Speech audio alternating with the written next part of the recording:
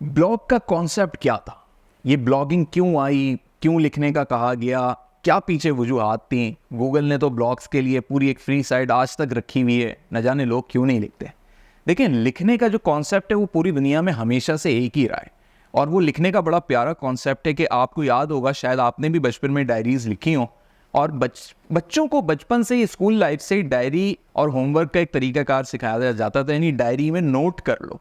ये जो नोट करने वाला एक सिलसिला था जो क्लास 3 से या क्लास 2 से सिखाया जाता था कि बच्चे के पास एक डायरी लाजमी होनी चाहिए, और उस डायरी में मिस उसको नोट करवाती थी, टीचर उसको बताती थी कि आपने बेटा ये काम करना है, और वो नोट करता था। फिर वो जब जाता था तो उसकी डायरी उसके पेरेंट खोलते थे और पेरेंट्स देखते थे। आज भी ये चीज़ें होती होंगी कि वो उसकी होमवर्क डायरी में ये चीज़ें करवाते होंगे। तो ये जो होमवर्क डायरी में से आप सिर्फ होमवर्क हटा दें, अब आप डायरी का कॉन्सेप्ट समझें कि ये साइकोलॉजिकल कॉन्सेप्ट क्या है।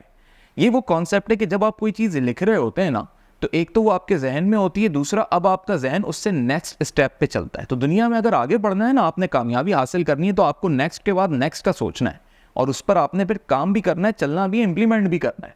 तो अब आप अभी वाले स्टेप से आगे बढ़ोगे तो नेक्स्ट की तरफ जाओगे, और नेक्स्ट पे जाने के लिए आपके पास कोई डायरी होनी चाहिए। तो कामयाब लोग, अक्सर बिजनेसमैन लोग और बहुत सारे ऐसे लोग जो मैनेजमेंट के अंदर अपने आप को बड़ा समझ लें कि आगे लेकर जाना चाहते हैं, वो शुरू दिन से अपनी प्रैक्टिस रखते हैं कि वो अपनी एक डायरी रखते हैं। और बैंकिंग सेक्टर में आपको सबसे ज़्यादा ये चीज़ दिखाई देगी, जब भी हर बैंक साल के आगाज़ पे अपनी डायरी और कैलेंडर्स लाजमी अपने कस्टमर्स को भेजता है और अपने एम्प्लॉयज़ को भी देता है।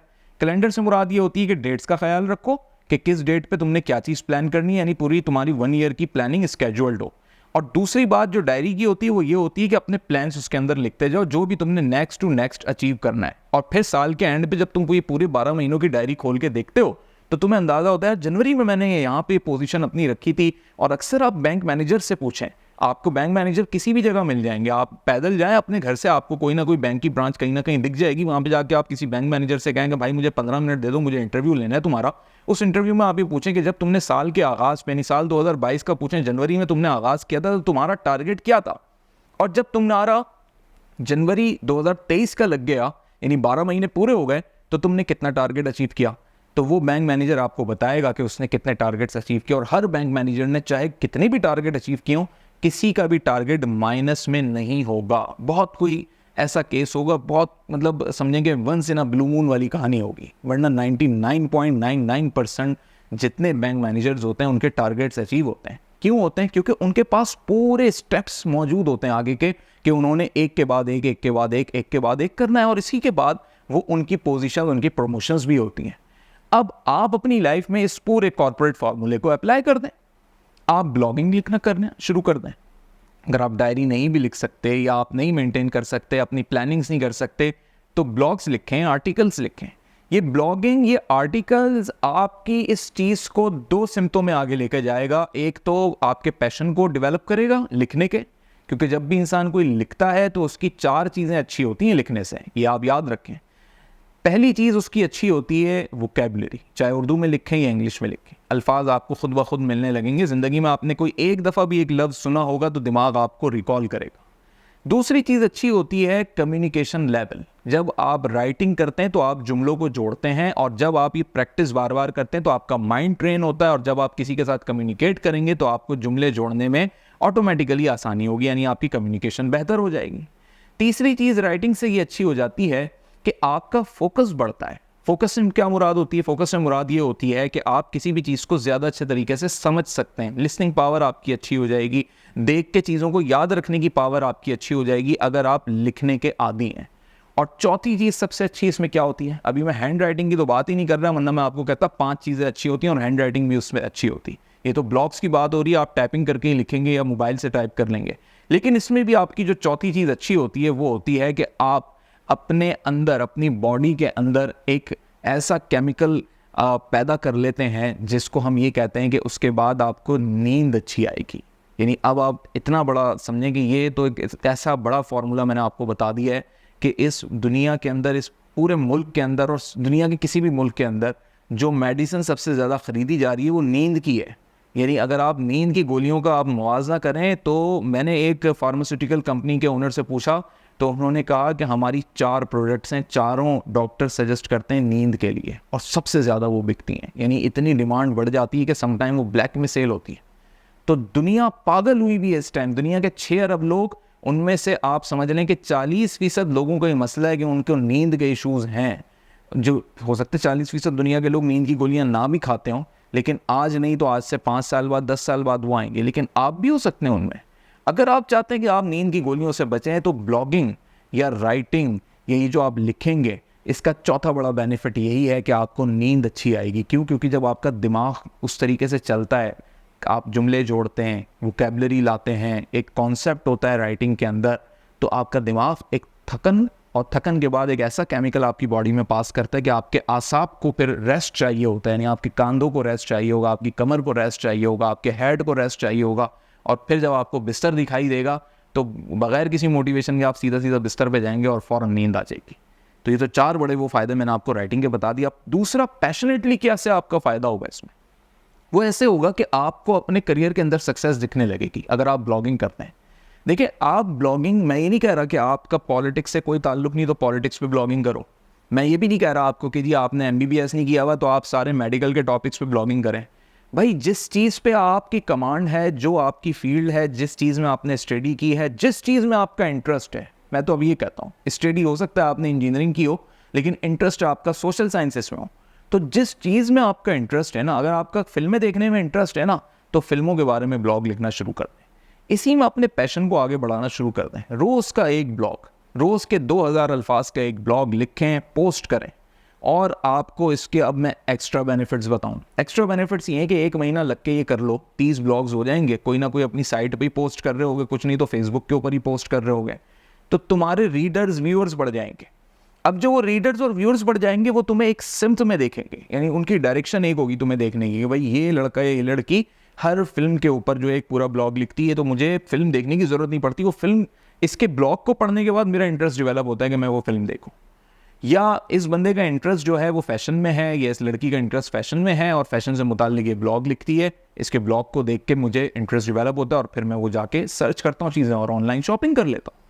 अब अगर आप देखें, रोज़ नहीं कर सकते, हो सकता है आपकी मसरूफ़ ज़िंदगी हो, टाइम निकालने का आपको प्रॉब्लम हो। वैसे आपकी ज़िंदगी के मैं बता दूं, जो भी नॉर्मल इंसान की ज़िंदगी में 4 घंटे फ्री होते हैं। वो 4 घंटे ऐसे फ्री होते हैं कि आप उनको कुछ भी वेस्ट ही कर रहे होते हैं। शायद नहा के वेस्ट कर रहे होते हैं, ज़्यादा सो के वेस्ट कर रहे होते हैं, ज़्यादा खा के वेस्ट कर रहे होते हैं, या फालतू कामों में या टीवी देख के वेस्ट कर रहे होते हैं।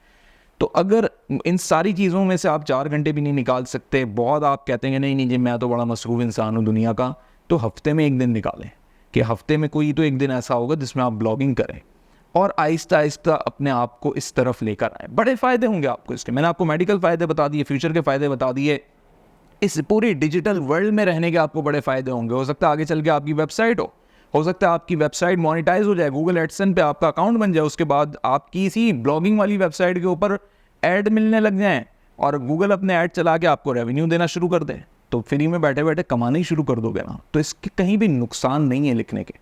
सिर्फ नुकसान क्या है कि जो तुम्हारे अंदर सुस्ती है, काहिली है, तुम उस चीज़ से निकल जाओगे, ये नुकसान है। और ये मैं इसलिए नुकसान कहता हूँ क्योंकि लोग खुशी से चाहते हैं कि वो सुस्त रहें, काहिल रहें। उन्हें खुशी महसूस होती है कि हम सुस्त हैं, काहिल हैं। तो अगर तुम्हें भी ये खुशी महसूस होती है कि तुम सुस्त रहो, काहिल रहो, तो ये तुम्हारा नुकसान होगा। एक नुकसान तो ये बर्दाश्त करना पड़ेगा।